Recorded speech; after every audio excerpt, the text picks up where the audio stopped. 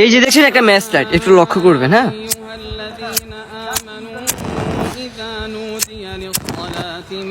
সামান্য এই ম্যাচ লাইটের আগুন আমরা সহ্য করতে পারি না, কতক্ষণ পারবো? মানে এই যে এই ম্যাচ লাইটটা, এটার আগুন আমরা সহ্য করতে পারি না।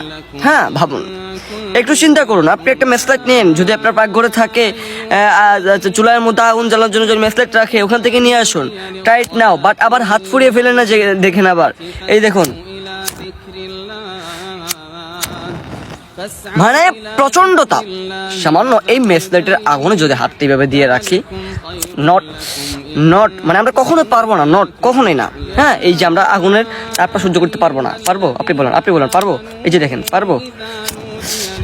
কখনোই পারবো না। তাহলে ভাবুন, জাহান্নামের আগুন এটার চাইতে আর কতটুকু ভয়ঙ্কর হবে।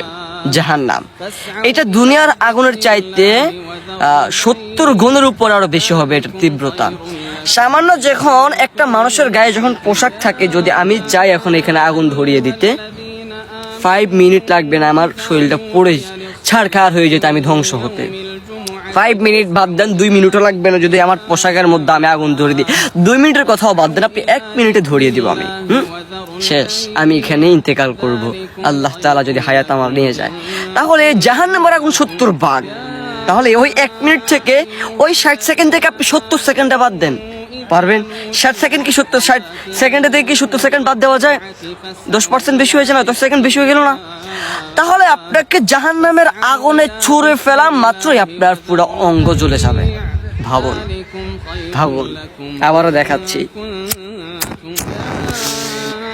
দেখাচ্ছি। এটার এটা এই যে মেসলাইটটা দেখানো মানে নেগেটিভিটি না, বরঞ্চ এটা হচ্ছে পজিটিভলি দেখাচ্ছি, বুঝুন জাহান্নামের আগুন তাহলে আর কতটুকু ভয়ঙ্কর হতে পারে।